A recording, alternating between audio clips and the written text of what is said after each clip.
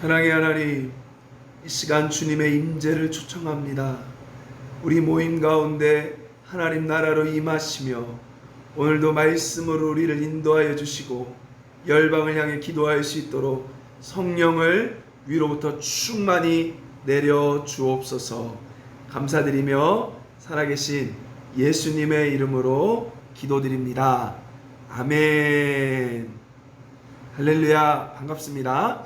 오늘은 예언의 은사에 대해서 함께 말씀을 통해서 배워보고 우리가 열방을 위해 기도할 때 하나님의 예언이 우리 가운데 임할 줄로 믿습니다.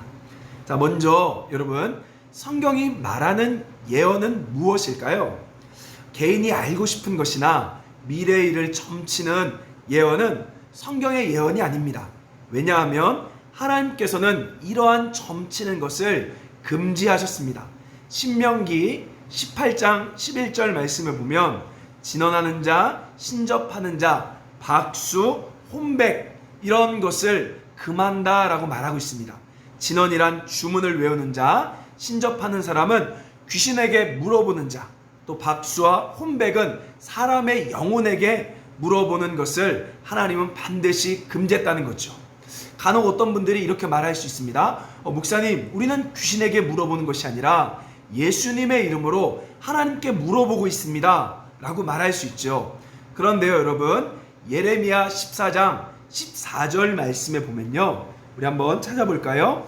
예레미야 14장 14절 말씀, 우리 구약 1073페이지에 있습니다. 예레미야 14장 14절 말씀 같이 읽어볼게요. 시작. 여호와께서 내게 이르시되 선지자들이 내 이름으로 거짓 예언을 하는도다.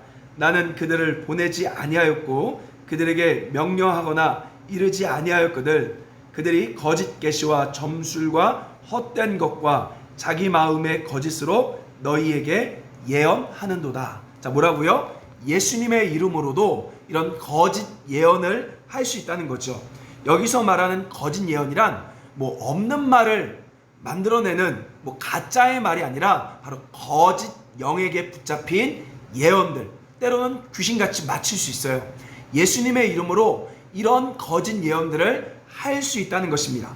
자, 중요한 것은 여러분, 성경이 말하는 예언은 그런 것이 아니라는 것입니다. 예전에요, 제 처남매가 임신했을 때 어떤 기도 많이 하는 원장님이 그런 예언을 했대요. 뱃속에 아기가 보인다. 그 아이가 아들인데 11월에 태어날 거다. 자, 그런데요, 진짜 아들이었고 정말 애가 태어났는데 중요한 건 12월에 태어났어요. 자, 이렇게 맞힐 수 있어요. 근데 분명한 사실은 이건 예언이 아닙니다. 그냥 영적인 민감 가운데 알게 되는 거지 하나님이 말하는, 성경이 말하는 예언이 아니라는 것입니다. 자, 우리 베드로후서 1장 21절, 우리 성경이 말하는 예언이 뭔지 볼게요. 자, 베드로후서 1장 21절 말씀. 자, 베드로후서 1장 21절 말씀, 우리 신약 성경 385페이지에 있습니다. 같이 보겠습니다. 시작. 예언은 언제든지 사람의 뜻으로 낸 것이 아니요 오직 성령의 감동하심을 받은 사람들이 하나님께 받아 말한 것임이라. 자, 뭐라고요? 예언은 사람의 뜻에서 시작되지 않았습니다. 예언이란 하나님의 감동 가운데 아버지의 말씀을 받아서 그대로 전하는 것이 바로 뭐다? 예언이다. 쉽게 말하면요, 나의 필요에 의해서 예언을 요구하는 것은 이미 시작점이 잘못된 거예요. 내가 뭔가 궁금해요. 또 나의 뜻이 내가 뭔가 하고 싶은 것들이 있어요. 이런 것들이 답답해요. 그래서 물어보는 것 자체가 이미 예언의 시작이 잘못됐다는 거죠. 예언은 절대 사람의 뜻으로 난 것이 아니라 하나님의 감동으로 하나님의 말씀을 받아 전달되는 것이 바로 예언이다. 자, 그렇기 때문에 1차적으로 성경 자체가 예언인 것입니다. 자, 그러면 도대체 여러분, 예언의 은사는 무엇일까요? 자, 예언의 은사란, 자, 고린도전서 우리 14장, 우리 고린도전서 14장으로 넘어가 보도록 하겠습니다. 고린도전서 14장 3절 말씀. 자, 고린도전서 14장 3절 말씀 279페이지에 있습니다. 우리 같이 읽겠습니다. 시작. 그러나 예언하는 자는 사람에게 말하여 덕을 세우며 권면하며 위로하는 것이요. 자, 여러분 중요한 것은요. 따라합시다. 공적인 예언은 성경으로 끝났다. 자, 공적이란 건 뭐죠? 시간과 장소와 모든 사람을 초월해서 어느 곳에나 다 적용되는 예언. 이 공적인 예언은 성경에서 끝난 것입니다. 오늘날 우리에게 주는 예언의 은사는 공적인 게 아니에요. 사적인 것입니다. 바로 사람에게, 개인에게 주는 하나님의 말씀이죠. 자, 그런데요, 이 말씀은 크게 세 가지를 가지고 있다고 합니다. 자, 첫째, 예언은 뭐래요? 자, 사람에게 말하여 줄그세요 덕을 세우며. 헬라어로 오이코도메오라는 뜻인데요. 건축하다, 특별히 성전을 건축하는 데 쓰는 것입니다. 자, 예언은 바로 하나님의 성령이 임한 우리 성도들, 그 성도들을 하나님의 뜻대로 건축할 때 쓰는 것이 바로 예언이다. 여러분, 하나님의 성전의 특징이 뭐죠? 거룩입니다. 그래서 때로는 하나님의 백성이 거룩하지 못할 때 책망의 기능을 예언은 가지고 있어요. 당신이 그렇게 살면 안 됩니다. 그렇게 하면 안 돼요. 라는 책망의 예언을 하나님께서는 우리 사람들에게 주신다는 거죠. 그리고 동시에 하나님의 뜻을 할 수 있도록, 때로는 분별할 수 있도록 방향을 지시하는, 하나님의 뜻을 이루도록 방향을 제시하는 예언들이 있을 수 있는 것입니다. 자, 그리고 예언은 두 번째 특징이 뭐래요? 자, 여기 보면 권면하다라는 말을 하고 있습니다. 자, 두 번째 예언은 뭐라고요? 권면하는 것. 이것은요, 위로하는 것입니다. 용기를 주는 거예요. 자, 하나님의 뜻을 알고 있어요. 머뭇머뭇거립니다. 왜? 믿음이 필요하잖아요. 우리의 힘으로 안 되잖아요. 때로는 순간적으로는 죽을 것 같잖아요. 그래서 하나님께서는 우리 사역자들을 통하여 예언의 말씀, 용기를 주는 예언의 말씀을 주는 거죠. 두려워하지 마라. 하나님께서 반드시 이루신다. 당신은 걱정하지 마십시오. 하나님이 당신과 동행하십니다. 라는 바로 격려, 하나님의 뜻을 이루는 그 말씀을 이루는 그 힘을 격려하고 위로하며 주는 말씀이 바로 예언의 기능이다. 자, 그리고 세 번째 뭐래요? 세 번째 보니까 위로하는 것이라고 이야기합니다. 우리가 때로는 주의 뜻을 하다 보면 어려울 때가 찾아와요. 슬픈 상황들, 억울한 상황들, 때로는 수치스럽게 보이는 상황들이 올 수 있습니다. 이때 하나님께서는 사역자를 통하여 예언의 말씀을 주는 거죠. 괜찮다. 잘하고 있다. 하나님이 당신을 위로하길 원하신다. 힘내라. 라는 바로 위로의 예언을 하나님이 주신다는 것입니다. 자, 뭐라고요? 예언의 은사란 바로 하나님의 말씀을 받아서 사람에게 첫째는 덕을 세우고, 두 번째는 용기를 주고, 세 번째는 위로하는 기능으로 예언의 은사를 주신다. 이것을 여러분이 기억하면 좋을 것 같습니다. 자, 그리고 그러면 어떻게 하나님께서 실제적으로 우리에게 그런 예언의 수단들을 줄까요? 자, 따라합시다. 첫째, 나바. 자, 히브리어 나바라는 게 있습니다. 자, 여기서 나온 말이 나비라는 뜻인데요. 이 나비는 선지자, 바로 예언자를 나비라 그래요. 자, 나바란 히브리어로 마음이 끓어오른다 라는 뜻을 가지고 있습니다. 솟구쳐 오른다 라는 뜻을 가지고 있어요. 자, 그래서 이 나바라는 것은 자기도 모르게 마음에서 끌어올라 하는 말들이 바로 나바의 형식의 예언이라는 거죠. 사무엘상 19장 23절 우리 한번 볼까요? 사무엘상 19장 23절 말씀. 자, 우리 말씀을 될 수 있으면 많이 찾아서 읽어보도록 하겠습니다. 자, 사무엘상 19장 23절 말씀 우리 같이 읽겠습니다. 구약 442페이지에 있습니다. 함께 읽겠습니다. 시작. 사울이 라마나요스로 가니라. 하나님의 영이 그에게도 임하시니 그가 라마나요스에 이르기까지 걸어가며 예언하였으며, 자, 여기 예언 동그라미 치시고요. 이것이 히브리어 나바입니다. 사울이요, 하나님의 선지 동산인 라마라요시라는 장소로 가고 있어요. 그런데 자기도 모르게 입에서 하나님의 예언이 막 나오는 거죠. 이 나바 같은 예언은요, 사실 재밌는 게 우리 이우영 집사님이 우리 주님 사랑교회 처음 개척할 때 우리 그때 서울에서 우리 카페에서 모였을 때 자기도 모르게 그런 교회를 세워야 됩니다 라는 말을 한 적이 있어요. 본인도 말하고 놀랬죠. 이런 것이 바로 나바의 예언입니다. 저 같은 경우는요, 2004년도 청년 때 지금 온누리교회 뉴욕 인투교회 담임 목사님이신 심상현 목사님이란 분이 그 당시 전도사 시절 28살밖에 되지 않았을 때 저에게 수련회 가운데 서로 축복하며 기도하다가 갑자기 너 목사 되겠다 라고 예언을 해주셨어요. 사실 그 말 들었을 때 굉장히 낯설고 생뚱맞았죠. 근데 결국 그 예언의 말씀이 그대로 이루어졌죠. 이런 것이 바로 나바 형태의 예언인 것입니다. 자, 그리고 두 번째 예언은 어떻게 주어지냐? 따라합시다. 호재. 자, 호재란 뭐냐? 선견자란 뜻을 가지고 있습니다. 보고, 듣고, 보고 들어서 말하는 자.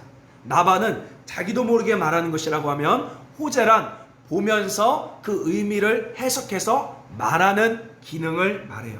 우리가 기도할 때 갑자기 그런 사인이 보이기도 하고 생각이 나기도 하고 인상들이 지나가기도 하죠. 그래서 그런 뜻을 가지고 해석해서 말하는 기능이 바로 호재 형태의 예언입니다. 사도행전 16장에 보면요, 사도 바울이 아시아의 복음을 전파하려고 하였습니다. 이때 성령께서 길을 막으셨어요. 그리고 갑자기 마게도냐 사람 한 사람이 환상 가운데 나타나서 자기를 도우라는 손짓을 봅니다. 그래서 바울이 이 환상을 보고 해석하여 하나님이 지금 유럽 선교 가라고 하는구나 라고 뜻을 정하였지요. 이것이 바로 호재 형태의 예언인 것입니다. 자, 또 어떤 사람들은 나타프, 마사 여러 가지 또 형태의 예언을 이야기하지만 사실 제가 원문을 공부해 보니까 그 뜻이 맞지 않기 때문에 아직까지는 더 연구가 필요해서 우리는 크게 이 두 가지 예언의 수단만 살펴보도록 하겠습니다. 자, 그러면 성경에서 보면 잘못된 예언의 예들이 나옵니다. 우리 한번 찾아볼까요? 사도행전 21장, 사도행전 21장 10절에서 11절 말씀. 사도행전 21장 10절에서 11절 말씀. 자, 우리 한번 같이 보도록 하겠습니다. 시작. 여러 날부터 있더니 아가보라 하는 한 선지자가 유대로부터 내려와 우리에게 와서 바울의 띠를 가져다가 자기 수족을 잡아매고 말하기를 성령이 말씀하시되 예루살렘에서 유대인들이 이같이 이 띠 임자를 결박하여 이방인 손에 넘겨주리라 하거늘. 자, 예루살렘에 보면 여기 누구예요? 자, 아가보라는 선지자가 있었습니다. 이 아가보가 누구냐? 사도행전 앞쪽에 보면요, 예루살렘에 큰 흉년이 임할 것을 예언한 선지자, 실제 하나님의 선지자였습니다.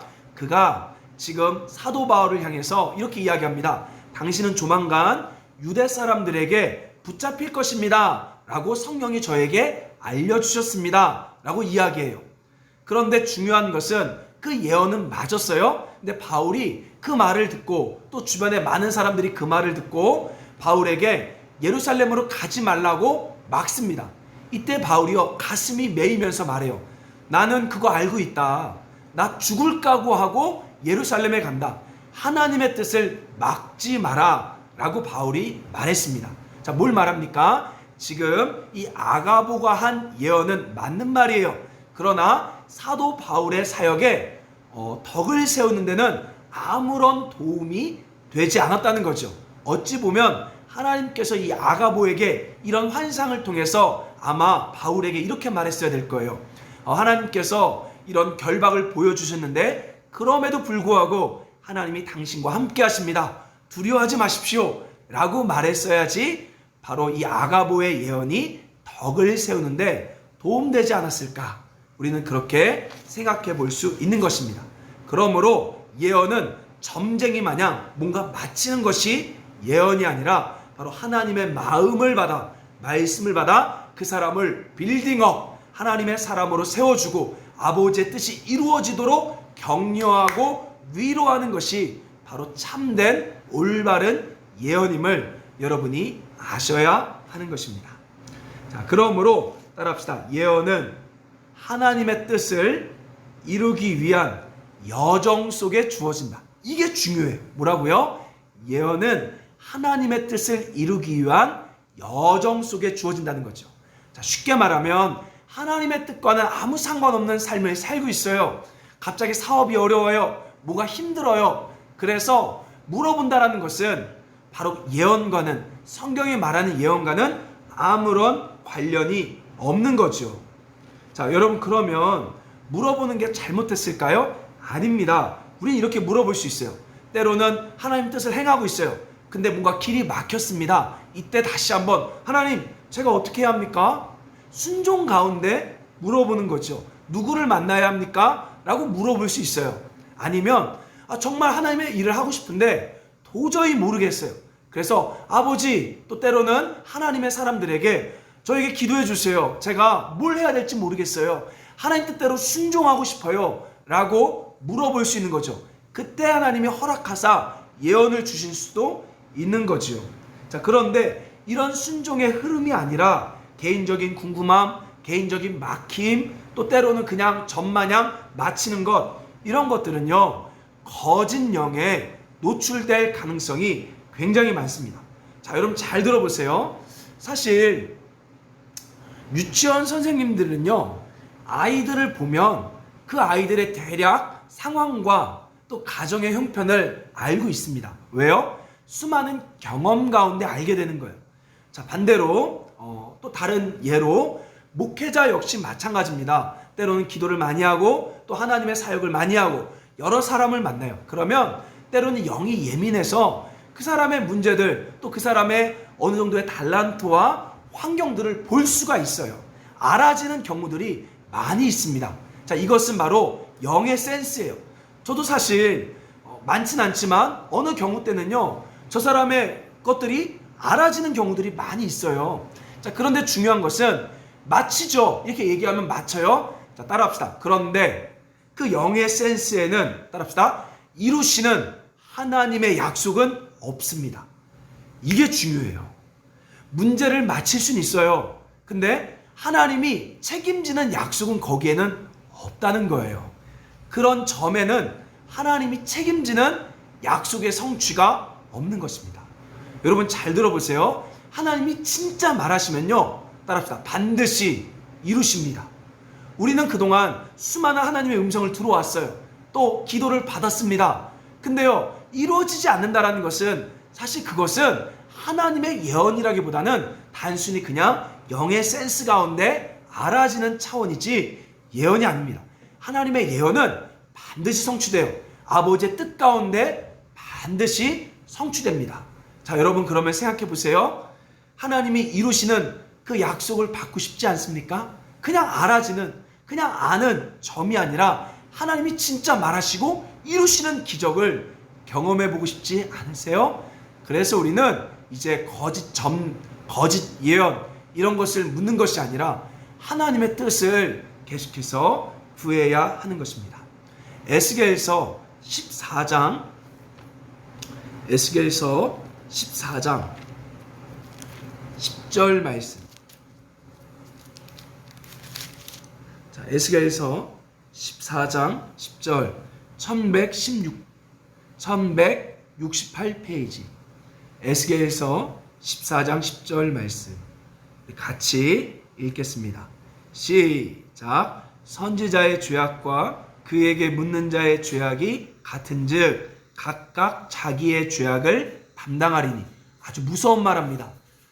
거짓 영에 노출돼서 예언하는 거짓 선지자와 그에게 가서 물어보는, 욕심 가운데 물어보는 사람의 죄악이 뭐라고요? 둘 다 같다.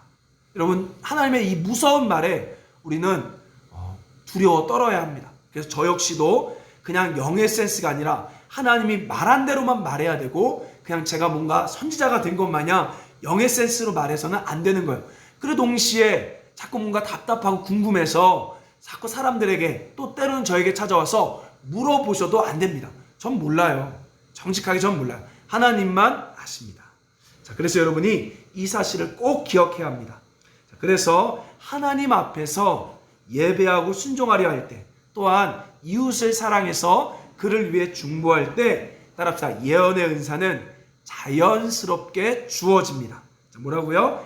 예언의 은사는 자연스럽게 주어진다. 자, 우리 감정을 따르는 위험성에 대해서 잠깐 살펴볼게요.